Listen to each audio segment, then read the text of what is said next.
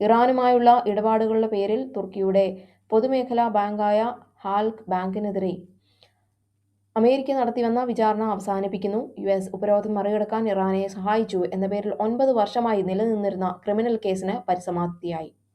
2026 March 9 പ്രഖ്യാപിച്ച ഈ കരാർ പ്രകാരം ഹാൽക്ക് ബാങ്ക് ക്രിമിനൽ കുറ്റങ്ങളൊന്നും സമ്മതിക്കേണ്ടതില്ല.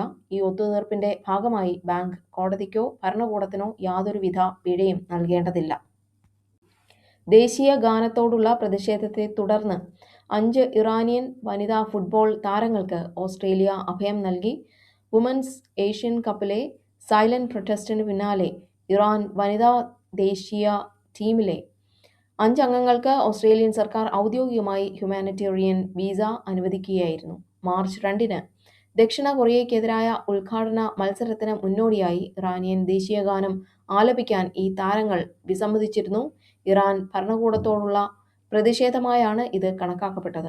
പ്രതിഷേധത്തിന് പിന്നാലെ ഈ വനിതകളെ യുദ്ധകാലത്തെ ചതിയന്മാർ എന്ന് വിശേഷിപ്പിച്ച ഇറാനിയൻ സ്റ്റേറ്റ് മീഡിയ അവർ തിരികെ വരികയാണെങ്കിൽ കർശനമായി കൈകാര്യം ചെയ്യണമെന്ന് ആവശ്യപ്പെട്ടിരുന്നു.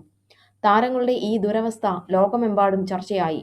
JK Rowling, US president Donald Trump തുടങ്ങിയ പ്രമുഖർ ഇവർക്ക് സംരക്ഷണം നൽകണമെന്ന് ഓസ്ട്രേലിയൻ സർക്കാരിനോട് ആവശ്യപ്പെട്ടിരുന്നു. ബ്രന്റ് ക്രൂഡ് ഓയിൽ വില ബാരലിന് $100 മുകളിലേക്ക് കുതിച്ചുയരുകയും പിന്നീട് $90 താഴുകയും ചെയ്തു. സുരക്ഷാ ഭീഷണിയാണെന്ന് മുദ്ര കുത്തിയതിനെ തുടർന്ന് AI സ്റ്റാർട്ടപ്പായ ആന്ത്രോപിക് അമേരിക്കൻ സർക്കാരിനെതിരെ കോടതിയെ സമീപിച്ചു. പെന്റഗൺ കമ്പനിയെ സപ്ലൈ ചെയിൻ റിസ്ക് ആയി പ്രഖ്യാപിച്ചതിനെതിരെയാണ് ആന്ത്രോപിക് ഫെഡറൽ കോടതിയിൽ കേസ് ഫയൽ ചെയ്തത്. ഗവൺമെന്റ് കരാറുകളിൽ നിന്ന് കമ്പനിയെ കരിമ്പട്ടികയിൽ പെടുത്തുന്ന അഭൂതപൂർവമായ നീക്കമാണിത്.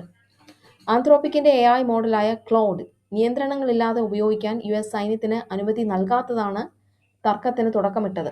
അമേരിക്കൻ പൗരന്മാരെ നിരീക്ഷിക്കാനോ പൂർണ്ണമായും സ്വയം പ്രവർത്തിക്കുന്ന മാരകായുധങ്ങളിൽ ഉപയോഗിക്കാനോ ക്ലോഡിനെ അനുവദിക്കില്ലെന്ന് ആന്ത്രോപിക് നിർബന്ധം പിടിച്ചു. ഇത്തരം നിയന്ത്രണങ്ങൾ നീക്കം ചെയ്യണമെന്ന് ഡിഫൻസ് സെക്രട്ടറി പീറ്റ് ഹെഗ്സത്ത് ആവശ്യപ്പെട്ടു. ഒരു സാങ്കേതിക വിദ്യ വിതരണം ചെയ്യുന്ന കമ്പനി സൈന്യത്തിന്റെ കമാൻഡ് ശൃംഖലയിൽ ഇടപെടാനോ സാങ്കേതിക വിദ്യയുടെ ഉപയോഗം പരിമിതപ്പെടുത്താനോ പാടില്ലെന്നാണ് അദ്ദേഹത്തിന്റെ വാദം. ചർച്ചകൾ പരാജയപ്പെട്ടതിനെ തുടർന്ന് ഫെബ്രുവരി 27 ഹെഗ്സത്ത് ആന്ത്രോപിക്കിനെ സപ്ലൈ ചെയിൻ റിസ്ക് ആയി പ്രഖ്യാപിച്ചു. ഇതോടെ കമ്പനിയുമായുള്ള എല്ലാ വാണിജ്യ ഇടപാടുകളും അവസാനിപ്പിക്കാൻ പെന്റഗൺ ഉത്തരവിട്ടു.